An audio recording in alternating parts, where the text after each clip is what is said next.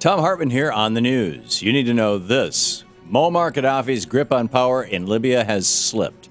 After 6 months of civil war with assistance from NATO air bombings, rebel forces have swept into the capital city of Tripoli to bring down the Gaddafi regime. There's still heavy gunfire being reported as the rebels clash with some of the last remaining forces loyal to Gaddafi. President Obama released a statement on the news of Tripoli's capture, saying, "The future of Libya is now in the hands of the Libyan people."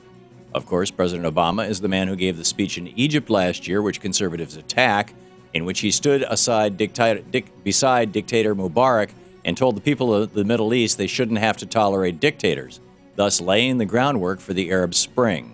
As for what happens now that Gaddafi is gone, it's anyone's guess. Revolutions breed unexpected consequences. Just look at Iran and Iraq in the 50s and 70s. Homeowners in America are still screwed. As more records from the Federal Reserve go public, we're learning that the 2008 bailout of Wall Street, known as TARP, was only the tip of the iceberg in public funds going to the banksters. In December of 2008, the Federal Reserve secretly gave more than $1.2 trillion in virtually interest-free loans to big banks like Morgan Stanley, Citigroup, and Bank of America. That's $1.2 trillion. Coincidentally, that's about how much it would cost to save 6.5 million homeowners who are delinquent on their mortgages and facing foreclosure. In other words, a clear choice was made in 2008 during the Bush administration to help banksters or help bilked homeowners, and the Fed chose the banksters. So today it's no wonder that banksters are seeing record profits again, while millions of Americans are still being kicked out of their homes. Yet another example of how the banksters in and out of government are taking care of their own. Given the choice between working people's homes or banksters' million-dollar penthouses, the Fed chose the banksters. Meanwhile, George Bush and Congress agreed and threw another $800 billion to the banksters. Now Obama wants to help working people, and it's time for Republicans to stop their opposition and pass a new jobs and stimulus package ASAP. In the best of the rest of the news, the billionaire strikes back. After Warren Buffett turned some heads last week with an article in the New York Times calling for taxes to be raised on billionaires like himself, Charles Koch, one of the billionaire oil baron Koch brothers, the oligarchs, responded with a statement to right-wing media outlets. Koch fired back saying, "I believe my business and nonprofit investments are much more beneficial to societal well-being than sending more money to Washington." I think what he means to say is his investments are much more beneficial to himself.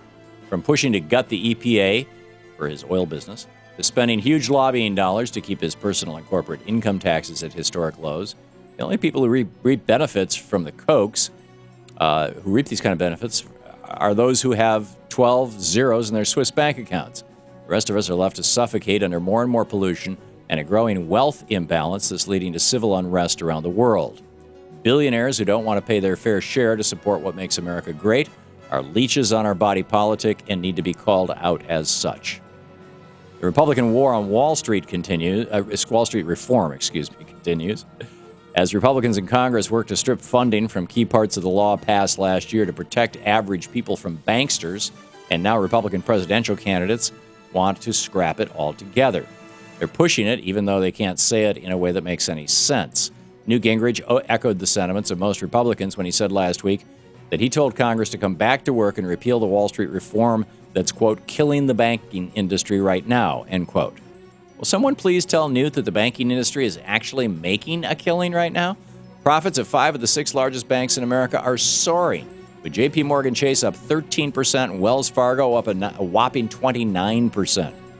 So is Wall Street reform really killing the banks, or just keeping them from killing all of us with another Wall Street casino scheme? Either way, it's really embarrassing to hear Republicans make excuses for the banksters who fund their re-election campaigns.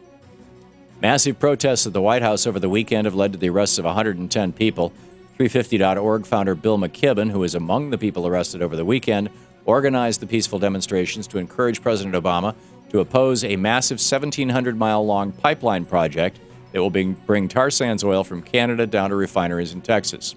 Environmentalists point to the project's high greenhouse gas emissions and that forests will be destroyed, not to mention the risk of a catastrophic oil spill that could poison the nation's water supply should the pipeline get ruptured.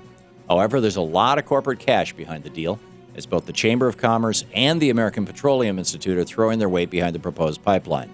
Let's see if good old-fashioned grassroots activism can defeat the big pockets of big oil and the Republican stooges. Crazy alert. The heck with global warming. Kill the aliens.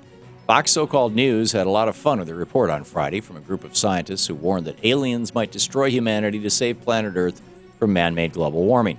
Since Fox is the hub of phony science and climate change denial, they immediately sprang into action to ridicule the report and then direct their Fox News viewers, or zombies, to take a poll on Talking Head Megyn Kelly's website asking what should be done to respond to the study. Viewers had three choices: try to curb greenhouse gases, suggest to scientists how to create jobs, or develop weapons to kill the aliens. Not surprisingly, suggestions to scientists how to create jobs came in at number one.